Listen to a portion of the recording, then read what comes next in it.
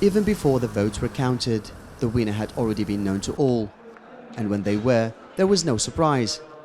The candidate, Mr. Tebboune Abdelmadjid, has won 5,329,253 votes, which represents 94.65% of the total votes.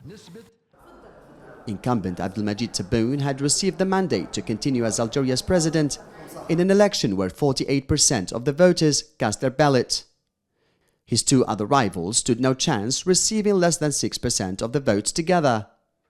There had been some violations, but the Election Commission said it did not affect the vote. Tebboune's presidency has been marked by promises of reform, a focus on economic growth, and efforts to address the demands of the 2019 protests, which called for greater transparency and political change. I support Tebboune because he's the only one I know. I don't know the two others. I think it did a lot for our country. I used to live abroad, but I returned for good.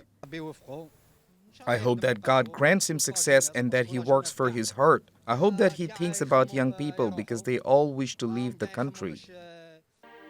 Tebboune, a known political face, was Prime Minister to longtime President Abdelaziz Bouteflika, who was overthrown in 2019, following popular demonstrations against his 20-year rule. His rivals, relative unknowns, were fighting on issues ranging from social to economic. Their parties either boycotted or not having fought elections for 2 decades.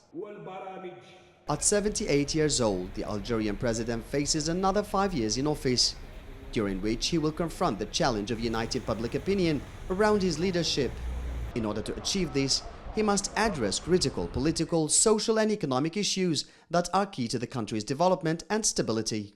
The lack of enthusiasm in Algeria's presidential election reflects a broader issue of political disagreement that could pose many challenges for President Abdelmadjid Tebboune in his second term in office. The turnout of voters below 50% highlights dissatisfaction with the electoral process. Oussama Senouci, TRT World, Algiers.